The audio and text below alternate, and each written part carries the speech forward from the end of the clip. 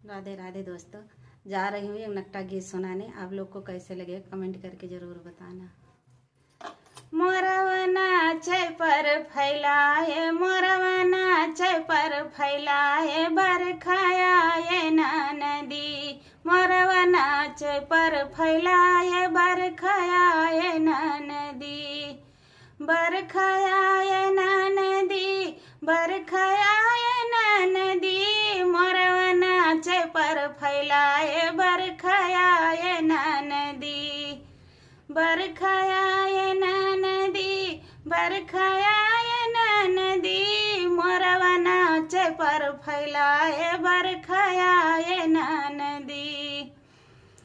तुहरा भैया हैं विदेशवा, तुहरा भैया हैं विदेशवा, क्यों बोलाई देव ना नदी। तुहरा भैया हैं विदेशवा, क्यों बोलाई देव ना नदी।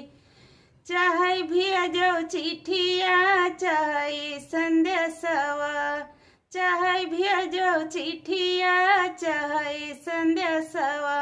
फोनवा से बतिया कराई दो ना नदी। मोरवा नाचे पर फैलाए, बरखाए ना नदी। मोरवा नाचे पर फैलाए, बरखाए ना नदी।